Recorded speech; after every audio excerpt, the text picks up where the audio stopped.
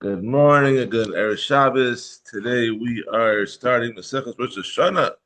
It's four prakim, and which will take us into the middle of next week, followed by Tainus. Not a Tainus Sibur, but Second Tainus. And then we get into Megillah, time for Purim. Baruch Hashem. Okay. Today's shiur is the Nishmas Aaron Achman Simcha Kohen Nushomor Chaim Hashem So Baruch Service Malib Yamash Ben Yosef Ben Hashem will have an aliyah and for Shlema for Ada Sarbas Leah Chana Pesach Bas Yant Yisrael Ben Rachel Leah Rachel Bas Pesach Zolda Avram Yitzchak Ben Risha Chai Bas David Bela for Shlema Besok Shar Choli Yisrael and as a schus for Naftali Tzvi Ben Rivka Lima and Sarah Shalom Yehuda Ben Chai Sar Mindel Shefer Bachavatzlach Ben Ruchnis and Gashmis and all their endeavors.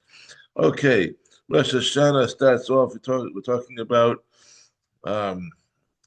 Well, I mean, I was going to say Rosh Hashanah referring to Aleph Tishrei, but we're going to see that there's more than one. There's more than one Rosh Hashanah, and a lot of the most of the, a good chunk of the Masechta talks about the moon. About the lunar cycle, how many days that is? 29 days, 12 hours, 44 minutes, and 3 1/3 seconds, which we consider to be chalakim. And Mitzvah Kiddush Achodesh, and then when it switched from the Kiddush Achodesh Alpiriya to the fixed calendar, that was done in the times of Reb Hillel, who was a 13th generation direct descendant of Hillel Zakin, which is in the year 4118. We're now in 5783, so that's about 1600 years ago, give or take a little bit. And we're going to get going over here. So, Perek Aleph, Mishnah Aleph, Arba Rosh Hashanah. There are 4 New Years. There are 4 New Years according to Shas, not according to the Goyim.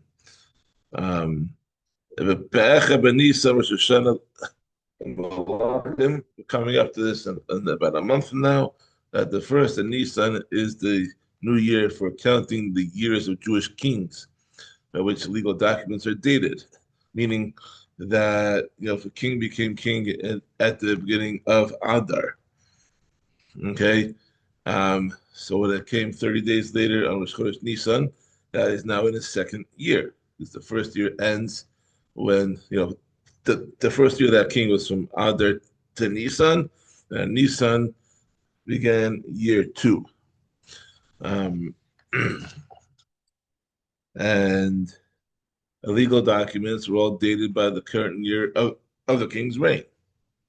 Back in the day, we don't do that here in America because we're not really counting the presidents. The presidents are not considered kings. They don't have the power to legally take life unless they're conducting an army. But whatever, there's a difference between a president to a king, and we're talking about kings over here. Well, the regalim and the first of Nisan is also the new year for accounting of the Shlosh Regalim. After you make a vow to bring a korban, so it's considered you have 3 Yom Tovim to bring it. But you have to start counting from Pesach. So Pesach, Shavuos, Sukkot. So if you took the vow before Shavuos last year, you only have five regalim to bring that korban. Because it has to start from Pesach, and if you're going Shavuos Sukkot, then Pesach Shavuos Sukkot. The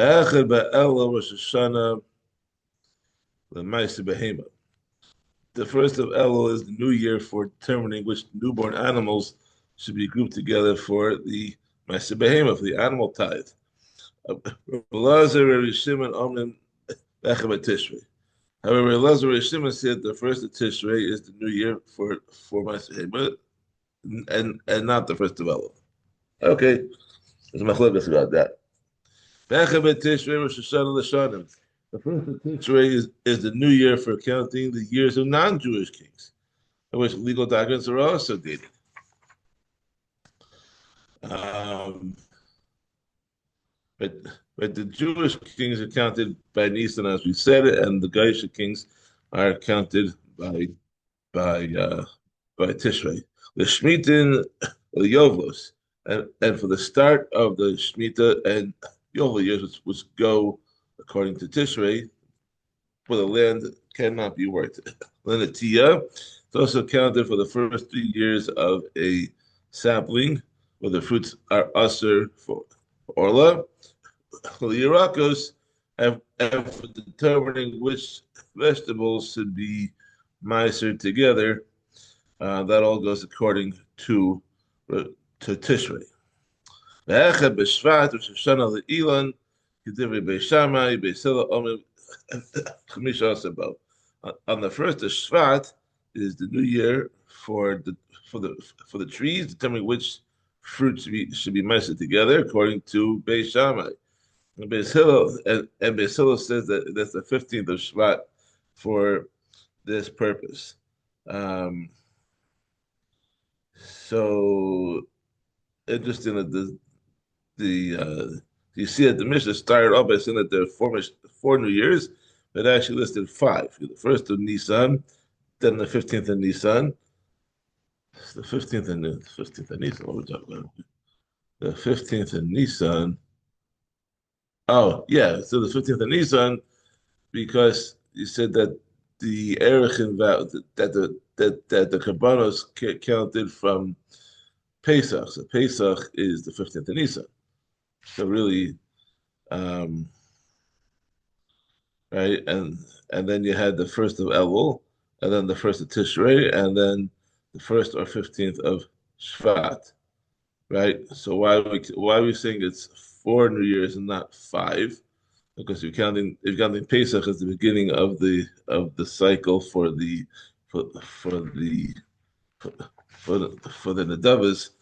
Um, the Gemara explains that the Mishnah said four because there's only 4 months that contain a new year and not five actual dates. Okay, Mishnah Beis. Ba'arba prakim ha'olam nidon. And the 4 times a year the world is judged. But Pesach al Tua is judged on Pesach for the success of the grain crops. Pesach is the time when the grain begins to ripen. Seres al Peres Ilan, excuse me, it is judged on Shavuos for the fruits of the tree, because that's when the fruits begin to ripen. Rosh Hashanah called by Olan Ovim Lefanav Yivnei Marov. And at Rosh Hashanah, on the first of Tishrei, right? Um, all human beings pass before Hashem like lambs before the shepherd, and he judges them based on their deeds for life or for death.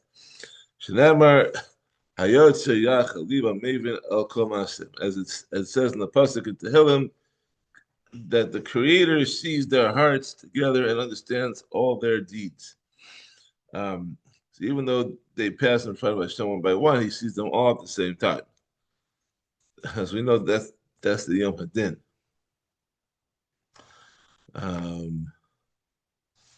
We also know that even though on Pesach and Shavuos it is decided how much produce will grow, that judgment concerns the general public. But Rosh Hashanah is decided how large a portion of those crops each individual will receive.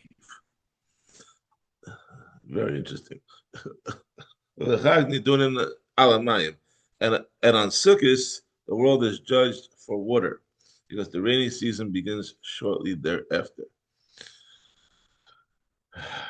So you see that Pesach and Shavuos and Sukkot is all the beginning of their cycles, and the Rosh Hashanah is it's like a different dimension. Very interesting. Okay, now practically the next the rest of this Perek and the next Perek going into Perek Gimel is talking about the halachas of Kiddush and Chodesh. Kiddush and Chodesh. So we're going to do a quick little intro. Kiddush and Chodesh, the Jewish calendar is either 29 or 30 days long. It was a chiyuv on the base to decide when one month ends and when another month begins. And this was done al piriya, but upon seeing the appearance of the new moon. That's why every month when they bench Rosh Chodesh, they announce that when the mold's going to be. And we don't really see it because it was just that's when it was quote unquote born. Nolad. So if the new moon was seen on the night that began the 30th day of the previous month, then Beis Din would declare that day to be Rosh Chodesh. And the 30th day of, let's say, the 30th day of Shvat, we just had on Tuesday. Okay, so the 30th day would be the first day of Adar. But if the new moon was not seen until the night that began the 31st day, which would be, let's say in this case, this week was Tuesday night, or was not seen at all, then the 31st day, which was Wednesday, would be Rosh Chodesh. That's what you had, Rosh Chodesh Adar. Aleph Adar was on Wednesday this week. Since most Yom Tovim, the exception of Shabbos, fall on a certain day of the month, Beis Din would then send out shluchim to inform anyone who lived far from Yerushalayim when Rosh Chodesh fell, so they could know when to observe the Yom Tovim accordingly. So, Mishnah Gimel starts off Al Shisha Chadashim Hashluchim Yotzin, that there were 6 months, 6 out of 12, 6 out of 13, that the shluchim Beis Din went out to those far from Yerushalayim to let them know when Rosh Chodesh was. On Nisan b'nei Pesach, they went out for Nisan because of Pesach. Al Av b'nei Tainus, and for Av because of the fest of Tisha B'av, which even though Tammuz and Tevis also contained fast days, they were not as chomer as Tisha B'av, and therefore they only went out. They didn't go out for those months. So they went out for Av. Al Elul if there was Hashanah, for Elul because of Hashanah, Al Tishri and Nitakaras Hamavados, and for Tishri because of setting the dates for the Yom Tov, meaning Yom Kippur and Sukkot. Al Kislev and Chanukah, and they went out for Kislev because of Chanukah. Al Adar if they had Purim, and they went out for Adar because of Purim. Because in this Kayam, Yotzin Af Al Iyar with Ne Pesach Katan. And when the Beis Hamikdash was standing, the messengers went out for Iyar as well because of Pesach Sheni. So right away with this mission, this is an interesting mission because clearly this Mishnah was talking about times during by Sheni because they didn't have Purim by Rishon that didn't exist yet, and they didn't even have Hanukkah until halfway through by Sheni. Okay, that because Hanukkah happened halfway through by Sheni, and I'm not even sure if they even sent out shluchim for Av during Bayis Rishon. Did they fast? I think they fasted during Bayis Sheni on Tisha B'av. I don't think they fasted on Tisha B'av from Bayis Rishon because you had a Beis Hamikdash. So this is clearly talking about after, at least during Bayis Sheni, if not even halfway through that. But I need to look more to the historical records about this. Okay, Mishnah Dalet Al Shnei Chadashim Mechalin as Shabbos and Al Nisan Val Tishri. For 2 months of the year, the witnesses who saw the new moon, they were allowed to Mechal Shabbos in order to give their testimony. and that was Nisan and Tishri. Shebahen Hashluch Yotzin the Surya, um, because messengers went out on these 2 months to tell the Jews of Syria and other distant communities which they had been declared Rosh Chodesh, because now those are vital to, because Nisan and Tishri are vital to know when the Yom Tovim are. And all the other months, they're important. They're not as important as Pesach and Sukkot. Ubehem, Sukanin, and Samoados. The reason why these months are so important is that through their testimony, the Beis would establish not only the dates of Rosh Chodesh, but also the dates of Yom Tovim, right? Um, and then everything else would revolve around those dates. However,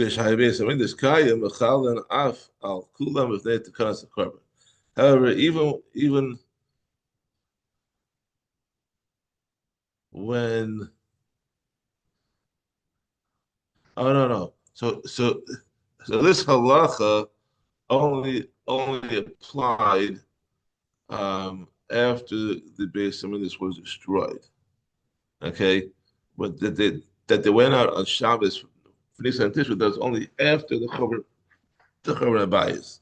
The Shai Beis Hamikdash Kayam Mechal and Afa Kulam B'Fnei Tekanas HaKorban. However, when the Beis Hamikdash was standing, witnesses were allowed to be Mechal Shabbos for all the other months of the year, because of the need to determine when the Korban Musaf of Rosh Chodesh had to be brought. That had to be done at the proper time. If you don't know when, then that gets messed up and there's a problem. Mr. Hay, Bein Shinira Ba'ala, Bein Shalonir Ba'ala. Love Esser Shabbos. Whether the new moon was clearly visible because it was high above the horizon, or is not clearly visible because it was close to the horizon and hard to see due to the glare of the setting sun. Witnesses made maybe B'chal Shabbos in order to travel to Yerushalayim to testify about it. Rabbi Yossi says, in Nir Ba'alo Emachal Alav Shabbos. If it was clearly visible, they may not be Mechal Shabbos in order to travel to Yerushalayim. I testify about it because it was surely seen in Yerushalayim as well, and their edus is unlikely to be needed. Mishnah Vav. Could you just imagine like someone like riding to Yerushalayim on Shabbos, and they had good intentions to say this for Kiddush and Chodesh, and you see other people like who see this guy, who's a frum guy, he's traveling on Shabbos, and are they gonna jump to conclusions and say, what's this guy doing? Did the guy lose his mind, or are they going to give him the benefit of the doubt that he was actually doing something correct? So I wonder. I can see that there's a yesh for yesh. Some will be down the kafchus and some will be down the kafchut for sure. Mais Mishnava, Mais Sha'arva Yosem Yebarim Zug Ve'ikfam Rabbi Akiva Balud. Once happened that on Shabbos, more than 40 pairs of witnesses passed through load on their way to give edus about the to give edus about the new moon that was clearly visible. And Rabbi Akiva stopped them in load because their edus was unlikely to be used. Therefore, they cannot be L'chal Shabbos. Shalach lower and Gamliel. So Gamliel sent in the following message: if you stop the public from coming to give edus about the new moon, then you will make them stumble in the future. Meaning that these witnesses need to be allowed to continue, because if you prevent them on this occasion, then they might not bother to come in the future, even when the moon is not clearly visible, and their edus is required. So therefore, let them go. So the question is, okay, Mishnah Zion. Av ubeno shiro es chodesh yilech. So a father and a son who saw the new moon together, they should both go to Beis Din in order to give their aids. Lo that not because they can join together to give aids, because you can't do that. You can't do father, so you can't do brother and brother. Rather, it's because if one of them is disqualified for any other reason, because interrogation, there's a whole like a question and answer format. They don't have to verify if they were good Edom or not. So one is disqualified. The second one can join with another witness to whom he's not related. Rabbi Shimon says, "Av Benova Kol Hakruvin Yeshevin the Edus Chodesh." A father and a son and all the other relatives cannot testify together. A father and a son and all the relatives who usually cannot testify together about anything else, they can testify about the new moon, with the Kiddush Chodesh. Amar Rabbi Yossi, right? Amar Rabbi Yossi. Rabbi Yossi says, "Ma'isa b'Tveria harov." Sorry, Ma'isa b'Tveria. I'm drunk already. Ma'isa b'Tuvia harofe. Shera es a chodesh b'Yushalayim who uveno fa'avdol meshuchra. It once happened that Dr. Tuvia saw the new moon in Yerushalayim together with his son and his freed Evet Kanani. And Evet Kanani, who was free, has the status of a ger, of a convert. The Kilu HaKohanim also espano, when they wanted to give Edus in the base of the Kohanim, they accepted him and his son to testify together. But they disqualified his slave because he did not have Jewish lineage, because he was from Canaan.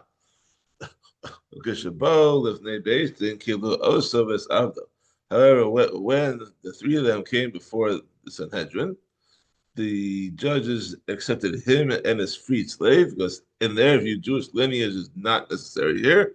But they disqualified his son because relatives cannot testify together even about the new moon, as the previous Tana had mentioned. Mishnah Ches, and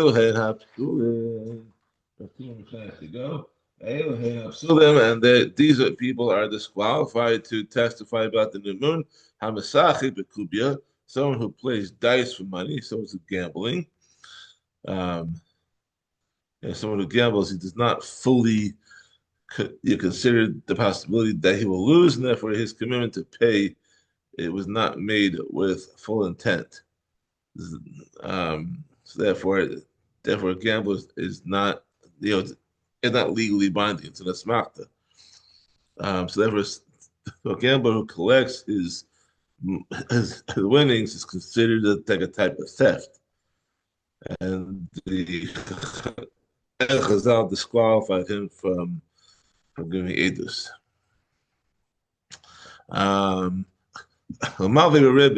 Those who lend with interest. Interest is a deraisa. Someone who collects interest into is taking someone else's money illegally, which is theft. However, they're only both this and both ribis and gambling is only disqualified mid din derabbanan. He's not disqualified from the raisa, because the people because the borrower voluntarily agreed to pay. I'm not sure how because he voluntarily agreed to pay interest. Okay, that's sorry. I don't really understand that, because you signed a document that you're going to pay interest on the money that you borrowed. That was the terms of the loan, so you're paying it back with interest. So is that, I don't understand how that's really considered voluntary. I guess you'd have to take the money at all. But okay, I'm not sure. I mean, Perek yonim, those who raise pigeons for money, those who do business with payers of shvius, and and Evan Kananis. So all these guys, they are all usher from giving edus. Zeh this is the rule. Kol edus ein isha kasherla af hein ein kasherla. Any edus which a woman is not eligible, such as the kesher chodesh, they too are not eligible. But any testimony for which a woman is eligible, such as the patira of a husband, they too are eligible. And Mishnah test, last one for today. Misha ra'as chodesh ino yachal halich malichin oso ala chamor. Someone sees the new moon in the sky on Friday evening, but could not go to the basement because of weakness or poor health, and others may lead him there on a donkey, even though this violates the Isser of Chamer, which is leading a loaded animal on Shabbos.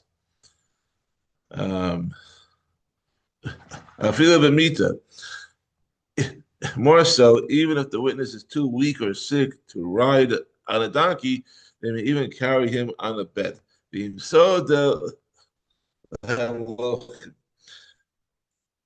Biyadam Makalos.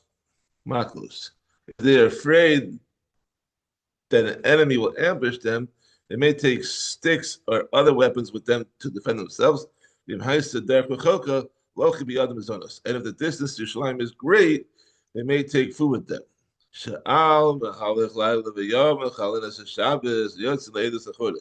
These laws are based on the rule that for the journey of a night and a day, we may be Mechal Shabbos and go out to give testimony about the new moon. It says,